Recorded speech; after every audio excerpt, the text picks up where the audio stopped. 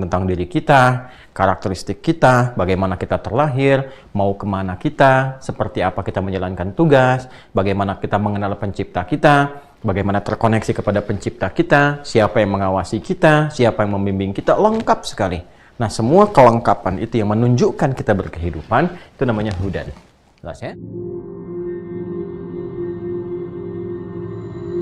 Allah Subhanahu wa Ta'ala memberikan pendampingan kepada anak cucu Adam dari generasi mereka, Adam, Hawa, dan keturunannya, dalam memakmurkan kehidupan di bumi ini sampai selesai ketentuan Allah, sampai berakhir kehidupan di bumi ini.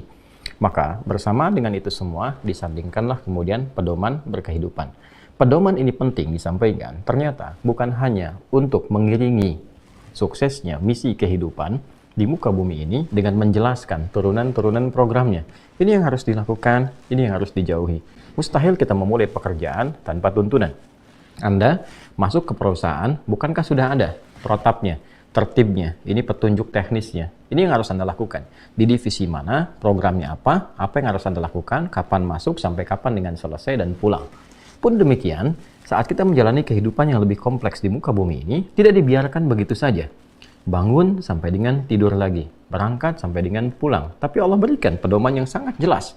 Ini yang harus kamu lakukan, petunjuknya seperti ini, larangannya begini, profesi apapun yang kamu kerjakan, dipersilahkan sepanjang itu senafas dengan misi membangun, memakmurkan, menyukseskan, dan menata secara lebih baik kehidupan di bumi ini. Dengan value, dengan petunjuk, dengan nilai yang telah Allah tetapkan. Yang jangan dilakukan ini, jangan menyimpang, jangan begini, begini, begini. Ini akan membuat kehidupan kamu lebih sulit. Kemudian misi yang tidak mudah untuk dilakukan dan target tidak akan tercapai. Akhirnya ketika pulang membawa resiko-resiko yang tidak mudah. Nah, pedoman ini pula berfungsi untuk menjelaskan gangguan-gangguan yang mungkin muncul saat menjalani misi yang dimaksudkan. Gangguan paling pokok dari mana? Dari setan yang telah mengajukan proposal godaan, provokasi ya, yang disampaikan kepada Allah Subhanahu wa Ta'ala untuk membuktikan kesombongannya. Maka Adam, Hawa telah mengetahui itu, tapi anak cucu Adam dan Hawa belum mengetahui peristiwa itu karena belum hadir, tidak ada dalam momentum yang dimaksudkan, tidak ada di ruang yang sama, di waktu yang sama. Penting ya bagi kita semua mendapatkan keterangan dari Allah supaya sistem keadilan pun berjalan dengan sempurna. Maka bersamaan dengan itu Allah Subhanahu wa Ta'ala menjelaskan, setan minta turun, ya. Setan minta proposal untuk menggoda, membuktikan kesombongan, diberikan dengan keadilan Allah, diberikan pula penjelasan kepada anak cucu Adam. Disampaikan, ini loh, hati-hati, dari sejak bapak moyang kamu, nenek moyang kamu, Adam dan Hawa alaihissalam, sudah ada makhluk-makhluk ini yang memang berkeinginan untuk mengganggu tugas kalian, membuktikan kesombongan mereka. Maka dijelaskan siapa itu setan, siapa itu asalnya dari mana, siapa itu iblis, kan? Bagaimana mereka menggoda, seperti apa sistem mereka menggoda, masuknya kemana, lewat ruang mana, dijelaskan secara tertib sekali, terperinci, sangat detail. Sehingga dengan itu semua tidak ada celah, ya sesungguhnya tidak ada celah bagi setan ini untuk menggoda manusia. Karena apa? Karena semua celah-celah yang dia baca itu telah diterangkan kepada kita oleh Allah Subhanahu wa Ta'ala. Sehingga dengan itu kita bisa mudah sesungguhnya untuk menghindarinya. Dikatakan mudah kalau kita mempelajari pedoman ini, membaca sebelum melakukan tugasnya. Karena itu penting. Ada pembacaan, ada pengkajian, ada pembelajaran. Lalu dengan pedoman itu baru kemudian kita beraktivitas menjalani misi. Kan seperti itu fitrah kehidupannya, ya kan? Kita bekerja pun demikian. Bahkan masuk sekolah pun sebelum masuk sudah ada pengenalan, sudah ada tata tertib, ya. Sudah ada kita baru awal-awal kita akan masuk, baik sekarang ini kan di SD sampai di TK aja, masuk TK kan sudah dikenalkan, orang tuanya dikenalkan. Ya, sekolah ini seperti ini, visinya begini, kalau Anda cocok silahkan tanda tangan begini begitu, tata tertibnya seperti ini. Dari TK Anda bayangkan, ya SD, SMP, apalagi ke masa kampus. Masa kampus itu masa pengenalan cukup lama, bisa bahkan sebulan, ya orientasinya dan sebagainya. Untuk apa? Hanya untuk tahu visi misi kampus ini begini. Sehingga itu tertanam dalam jiwa setiap anak didiknya begitu masuk kampus dan menjadi karakter. Nah, ini baru sesuatu yang simpel, yang sederhana. Kehidupan di muka bumi ini sangat kompleks. Maka Allah memberikan pedoman yang sangat sistematis, yang sangat detail, yang memberikan petunjuk. Nah, dalam bahasa Arab, satu pedoman yang memberikan bimbingan dan petunjuk dalam menjalani sesuatu disebut hudan namanya. Disebut hudan namanya. Karena itulah ketika Allah Subhanahu wa Ta'ala berfirman, "Qulna bitu minha jami'a." Tidak selesai sampai di sini. Ya, silahkan Adam, Hawa turun. Iblis ikut turun, setan ikut turun, tapi keadilan Allah pun diturunkan pada saat itu. Fa imma ya'tiyannakum. Nah, di sini kalimat fa imma ya'tiyannakum kemudian diberikan penekanan oleh Ibnu Abbas radhiyallahu taala anhuma, falamma ya'tiyannakum wa hina ya'tiyannakum wa kullama ya'tiyannakum. Ya, bagi semua anak cucu Adam. Tatkala engkau dilahirkan pun, tatkala engkau berkehidupan pun, dimanapun engkau berkehidupan, di generasi manapun, inilah yang dimaksud dengan falamma wa hina wa kullama. Ya, falamma menunjuk pada momentumnya, hina pada waktunya. Ya, tatkala, pada waktu kapanpun, kemudian yang terakhir wa kullama, dan dalam setiap keadaan apapun. Jadi ingin memberikan gambaran bahwa dari sejak Adam, ya, generasi awal, saya turunkan kembali ke sini, Adam plus Hawa berkehidupan sampai dengan ganti generasi, ya, generasi baru. Oke. Nah, ini saya kotaki sebentar generasi baru ini, dan saya kemudian berikan penekanan di sini sifatnya sebagai khalifah. Saya kembalikan lagi ya, inni ja'ilun fil ardi khalifah. Di antara makna khalifah ini adalah yang saling menggantikan, ya, selain pemakmur, penyukses, dan pembawa manfaat, yang saling menggantikan. Jadi ketika Adam, Hawa selesai hidupnya dengan tibanya ajal. Baik, Quran surah 7 ayat 34 misalnya. Ya, walikulli ummatin ajal. Setiap umat itu ada batas hidupnya. Fa idza jaa ajaluhum la yastakhiruna sa'atan wa la yastaqdimun. Kalau tiba ajalnya, maka tak bisa punya pilihan dimajukan atau diakhirkan. Artinya Adam Hawa selesai meninggal. Nah, saat ini selesai kan melahirkan keturunan. Dari keturunan ini muncul generasi baru. Ya, generasi ini pun akan hilang juga. Selesai juga melahirkan keturunan terus sampai sini ada keturunannya. Ya. Turunan-turunannya yang disebut dengan nasabnya nanti, turun. Ya, setiap generasi nanti muncul generasi lagi, muncul generasi lagi. Demikian seterusnya. Nah, ini sudah dicakup oleh Allah Subhanahu wa taala sampai kehidupan berakhir. Ini akhir kehidupan, saya sambungkan ke sini. Di bumi ini al-ardi selesai. Ya. Semuanya selesai. Akhir dari sesuatu, yaumul akhir. Nah, maka disebut dengan hari akhir. Kita beriman bahwa akan tibanya hari akhir. Semua bangkit, semua kembali kepada Allah. Selesai di sini pulang, semua kembali kepada Allah semua. Ya. Nah, bangkit kembali disebut dengan qiyam, sifatnya qiyamah, maka dikenal dengan kiamat di sini. Kan? Nah, kiamat itu akhir dari semua kehidupan, yaumul akhir. Akhirnya selesai semua, ya. Maka kita mengetahui ada yaumul akhir, ada yaumul qiyamah. Kembali lagi ke sini, ini sampai dengan terakhir ini, berkehidupan, diturunkanlah oleh Allah Subhanahu wa taala apa yang disebut dengan hudan. Ini poinnya. Ya. Jadi, yang diinginkan sukses menjalani misi kehidupan sebagai khalifah di al-ard, di bumi itu, bukan hanya Adam, bukan hanya Hawa, tapi semua generasi keturunan.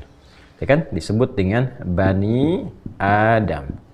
Semua Bani Adam sampai kehidupan berakhir diinginkan oleh Allah sukses, ya, berhasil dan bahagia menjalani kehidupan di muka bumi ini, membawa misi sebagai Khalifatullah fil ard. Maka diturunkanlah kemudian hudan. Ini yang tadi disebutkan sebagai pedoman berkehidupan. Ya. Jadi di dalamnya bukan hanya sekedar berupa satu isyarat, satu petunjuk, tidak. Tapi memang ini sudah pedoman sifatnya utuh. Ya, pedoman hidup. Di dalamnya ada petunjuk apa yang harus dilakukan, apa yang ditinggalkan, memberikan penjelasan tentang diri kita, karakteristik kita, bagaimana kita terlahir, mau kemana kita, seperti apa kita menjalankan tugas, bagaimana kita mengenal pencipta kita, bagaimana terkoneksi kepada pencipta kita, siapa yang mengawasi kita, siapa yang membimbing kita, lengkap sekali. Nah, semua kelengkapan itu yang menunjukkan kita berkehidupan, itu namanya hudan. Jelas ya? Nah, maka konsekuensi logisnya Allah pun menerangkan, kalau ini diikuti, maka manusia yang menjalani misi kehidupan di bumi itu akan cenderung mudah menjalaninya, nyaman menjalaninya, dan tenang menjalaninya. Ya kan? Kita katakan di sini sesuatu yang tenang dan senang, ya kan? Biasanya kalau sudah ada petunjuk, pedoman yang komprehensif, gampang kan? Mau ujian, ada petunjuknya, ada pedomannya, ada kisi-kisinya, tuh kan? Kemudian bahkan yang paling menarik, ini ada contoh soalnya, ini ada jawabannya, ya kan? Contohnya bukan nyontek ya, tapi ini contohnya secara materi. Ini gambarnya materinya begini, kan karakteristiknya begitu. Ini materi, setelah jelas materinya, contoh soalnya, ini jawabannya. Jadi kita terlatih dengan semua. Nanti ada soal apapun yang datang saat ujian, mudah diatasi, karena semua materi sudah dikuasai. Nah ini Hudan. Nah kalau ada orang ujian begitu kan tenang kan? Ya kan? Makanya setelah dia belajar, sebelum ujian disebut minggu tenang. Bukan minggu gelisah. Kenapa menjadi gelisah? Karena belajarnya nggak betul. Nah, ya kita perhatikan tuh generasi-generasi kekinian tuh. Salah menempatkan, waktunya belajar, main. Waktunya tenang sebelum belajar supaya jaga fisik, jaga kesehatan, jaga pikiran, sibuk. Kenapa? Karena tidak menempatkan sesuatu pada tempatnya.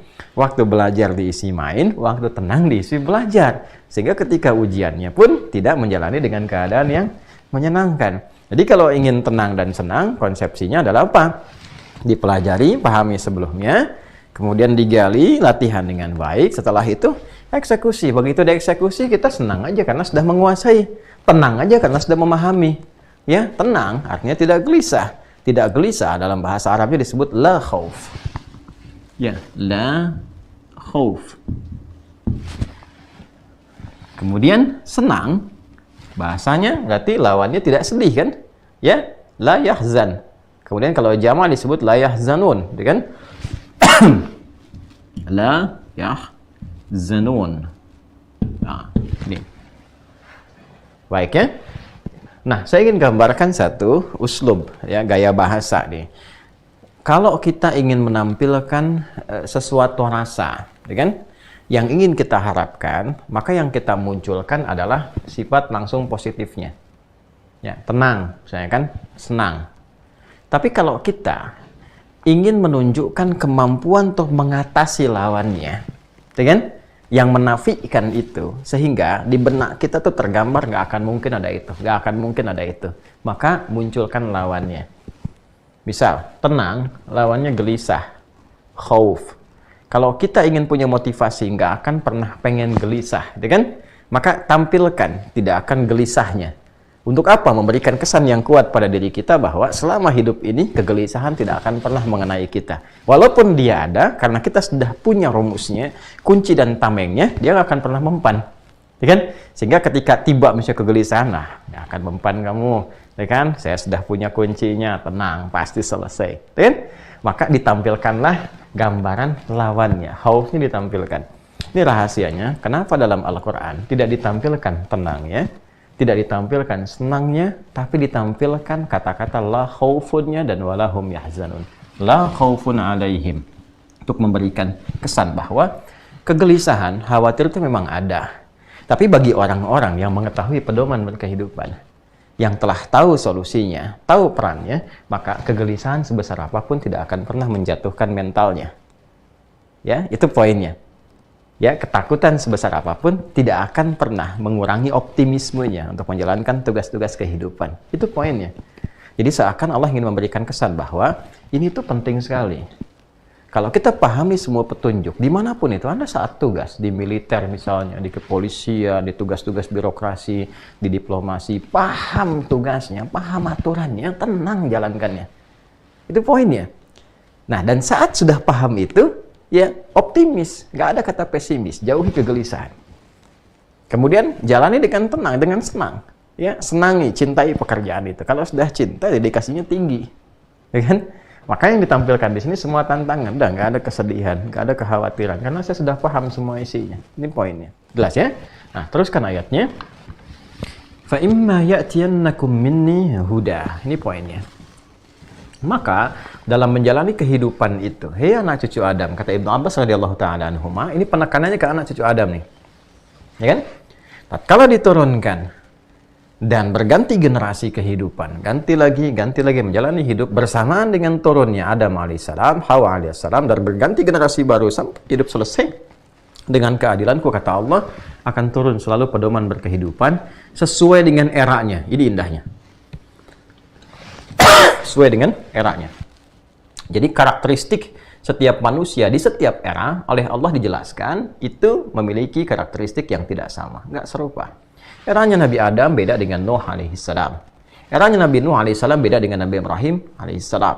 Beda dengan era Nabi Musa alaihissalam. Beda dengan era Nabi Isa alaihissalam. Beda dengan era Nabi Muhammad dan umatnya yang alaihissalatu wassalam sampai kehidupan berakhir. Ya, akan tidak sama karakteristiknya. Kemajuan teknologinya tidak sama, cara berpikirnya tidak sama, karakternya pun terbentuk akan berbeda. Antropologi, ya, keadaan sosialnya tidak akan sama. Dan indahnya di situ Allah menurunkan hudan sesuai dengan karakter manusianya untuk memberikan solusi di setiap eranya. Ya, kalau ini benar diikuti, maka kehidupan dalam menjalani misi di bumi ini sampai kita berpulang itu cenderung membahagiakan dan cenderung menenangkan, tenang dan senang. Ini poinnya. Jadi ini yang sering kadang saya tampilkan dalam sedikit bercanda. Di sini senang, di sana senang, di mana-mana hatiku senang, ya, senang dan tenang. Nah, ini tidak mungkin dengan lirik, tidak, tapi dengan pemahaman mendalam terhadap pedoman-pedoman berkehidupan. Ini konsep dasarnya dulu. Nah, di sini kalau kita memahami konsep dasar semacam ini, kita akan begitu menyadari betapa besar Rahman dan Rahimnya Allah Subhanahu wa Ta'ala kepada kita semua. Jadi Allah itu sayang, saking sayangnya, hei anak cucu Adam, aku tidak berikan tugas engkau di bumi itu kecuali tugas kamu itu dengan ketenangan dan kesenangan. Jadi Allah nggak pengen kita gelisah. Ya, itu akhirnya nanti kita akan sadar kenapa ada amar ma'ruf, kenapa sholat tuh ya, kenapa diminta sholat. Dasarnya ke sini supaya kamu tenang. Ya, ala bidzikrillahi tatma'innul qulub. Yakinkan pada dirimu kalau zikirmu kepada Allah itu benar, hatimu tenang. Kan? Quran surah ke-13 kan ayat 28. Nah, di antara pembuktian dari zikir itu atau implementasi amalan zikir itu bentuknya salat. Quran surah 20 Taha ayat ke-14. Wa aqimis sholata lidzikri. Tunaikan salat supaya kamu berzikir kepadaku. Kenapa berzikir ya Allah? Ala bidzikrillahi tatma'innul qulub. Yakinkan pada dirimu kalau zikirmu kepada Allah benar, hatimu tenang. Karena itulah banyak sekali persoalan kehidupan yang membuat seringkali kita gelisah itu tenang ketika di bawah sholat. Baru wudhu aja udah tenang kok. Ya, masuk masjid udah tenang, kita hampar sajadah sudah tenang, takbir sudah tenang, sujud apa lagi? Ya, jadi ketika diperintahkan dengan satu ibadah, amar ma'ruf misalnya, sesungguhnya menjaga ketenangan kita. Tuh, jadi kalau dasar ini sudah paham, nyaman kita. Makanya dipanggil sholat tuh nggak menggerutu. Hayya 'alal sholah, nggak ada gerutu. Karena kita tahu ketika dipanggil sholat, pasti falah. Hayya 'alal falah. Apa itu falah? Tenang dan senang. Sama ketika dilarang pun begitu. Kenapa nggak boleh mencuri? Kenapa haram tuh? Haram tuh kan dari kata hormah. Ya, hormat itu seakan dengan hormat, menjaga kehormatan. Ya, supaya kehormatan kamu tidak jatuh. Sebab kalau jatuh, kamu tidak tenang. Orang mencuri itu kan gelisah. Apa dikira orang korupsi tenang? Tidak, gelisah. Ya, apa dikira sang pencela itu tenang? Tidak, dia gelisah. Makanya ketika gelisah dia mencela. Ya kan? Ya, orang merampok itu gelisah. Orang membunuh itu gelisah, nggak tenang. Ya, apa dikira orang korupsi dapat banyak itu bahagia? Tidak, dia tetap gelisah. Ya, bahkan keadaannya sebetulnya tidak senang. Ya, karena tidak senang itu dia mencoba menutupi, menata, begini, begitu. Nggak tenang dan nggak senang hidupnya, nggak nyaman. Maka dilarang. Nah, hukum haram ini untuk menjaga kehormatan. Ya, kewajiban untuk memaksa kita supaya hidupnya nyaman dan tenang. Kalau bukan karena kasih sayang Allah, Rahman dan Rahimnya, mustahil diwajibkan, mustahil dilarang. Kalau Allah tidak peduli dengan kita, dibiarkannya terserah kamu. Nah, itu bahaya, itu bahaya. Tapi karena Allah pun sudah mendeklarasikan, saya Rahman dan Rahim. Ya kan? Bahkan nama saya pun lekat dengan Rahman dan Rahim. Bismillahirrahmanirrahim. Maka ini muncul. Itu gambarannya. Nah, ini dasar yang pertama dulu. Jadi, penting kita pahami bahwa satu, keberhidupan kita di muka bumi ini bukan kehidupan yang hampa. Artinya cuma menjalani bangun, tidur, tidak begitu. Kita punya misi hidup. Satu, kesimpulan pertamanya. Ya kan? Dimanapun kita ditempatkan. Setiap tempat yang dipijak. Jadi, art itu tempat yang kita pijak. Skala kecilnya adalah skala kecil. Jadi ada skala kecil, skala besar. Skala kecilnya, lokalnya adalah di tempat kita lahir, tempat kita tumbuh berkembang. Saya Adi Hidayat, lahir, tumbuh, berkembang di Indonesia. Maka kewajiban saya untuk memakmurkan Indonesia. Maka doktrin dalam Quran pertama, ingat nih saya sampaikan pada umat Islam di Indonesia, pada khususnya, yang lahir, tumbuh, berkembang di Indonesia. Doktrin pertama dari Quran adalah cintai negeri kita. Ya, sekarang sudah menjadi konteks kebersamaan yang disepakati jadi negara, jadi bangsa, negara kesatuan Republik Indonesia. Maka terjemah ini ya, al-ard dalam skala kecilnya dibawa ke aspek lokalnya adalah tempat kita berpijak, tempat kita tumbuh. Maka kewajiban kita sebagai orang yang telah mengikatkan diri sebagai warga negara yang tumbuh, berkembang, lahir di sini. Apa yang harus dilakukan? Ini, khalifah fil ard, makmurkan. Ya kan? Sukseskan. Nah, maka kita punya kewajiban memakmurkan negeri ini. Dengan niat ibadah kepada Allah, itu tugas kita, ibadah. Ya. Dan kita ambil skala kecil lagi. Sekarang kan 38 provinsi. Berapa kabupaten, berapa kota tuh. Anda tinggal di mana? Di kabupaten apa? Di kota Madya apa? Di kelurahan apa? Di RW, di RT. Skup itu bawa. Tata. Ya, di antara kata khalifah itu sesuatu yang bermanfaat. Kalau hidup bermanfaat. Manfaat untuk sekitaran, manfaat untuk diri sendiri. Kalau berkata yang benar. Ya kan? Berbicara tuh yang betul, yang baik, yang mengandung manfaat, tak bisa diam. Man kana yu'minu billahi wal yawmil akhir falyakul khairan aw liyasmut, kata Nabi sallallahu alaihi wasallam. Siapa yang merasa beriman pada Allah, ya kan, akan dihisab di hari kiamat, maka berkata yang baik-baik. Tak bisa diam. Ya, maka di lingkungan kita berbicara yang baik-baik, yang benar-benar, yang bermanfaat, itulah hidup. Nah, bertanya bagaimana caranya? Ini baca pedomannya. Untuk apa mulut diciptakan? Mulut diciptakan bukan untuk mencela, bukan untuk merendahkan. Mulut dicipta untuk berbicara yang baik-baik, menghindari yang ini. Kalau kamu mencela, jatuhnya akan begini. Kalau bikin gosip, jatuhnya akan begini. Ini Anda komplit semua. Kalau bicara yang baik, akan dapat seperti ini.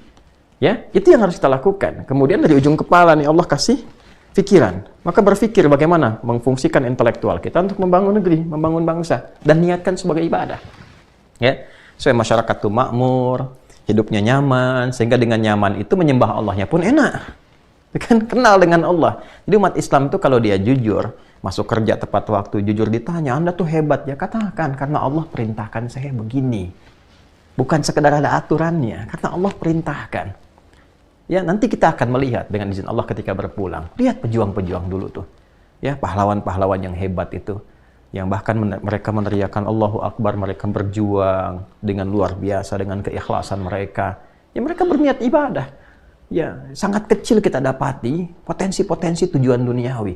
Saya belum pernah dengar ada dalam sejarah pejuang-pejuang masa lalu berjuang untuk mendapatkan materi dunia. Tidak.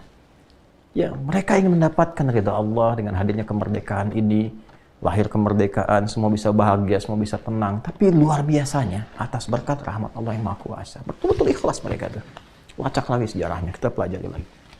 Nah, sekarang setelah mendapatkan itu, tugasnya mengisi. Ya, memakmurkan, bukan merusak, bukan berkelahi, bukan berselisih, bukan merendahkan. Kita semua bersatu. Nah, doktrin dalam Islam itu mencintai negeri. Poin pertamanya. Makmurkan, bermanfaat, sukseskan di semua lini kehidupan, jadi apapun. Jadi pejabat yang baik, yang disiplin, yang bersih, gitu kan? Yang membangun, yang punya visi. Jadi birokrat demikian, jadi rakyat yang saling menyatu, saling mendoakan. Jadi guru-guru yang mencerahkan, berkemajuan, mengajar dengan baik. Itu poinnya. Nanti setelah itu, skalanya, skala global. Ya, setelah kita bagus menginspirasi negeri-negeri lain, maka jadi pemain global, berperan. Ya, sehingga kita kompak di dalam dulu. Setelah kuat, setelah bagus, setelah baik, makmur, berperannya itu bisa lebih optimal. Dan jadi sorotan. Kalau sudah kemudian jadi contoh, ya, jadi idol, dalam satu konsep yang benar, yang lain mudah untuk mengikuti. Ya, maka kebanggaannya pun menjadi berlipat. Nih fungsi utamanya, tugasnya. Ya, bagi seorang muslim, bagaimana menjalani kehidupan dengan benar, dengan baik itu diterapkan dalam lingkup kehidupannya sebagai value dari nilai spiritualnya. Nah, ini ada hudan di dalamnya.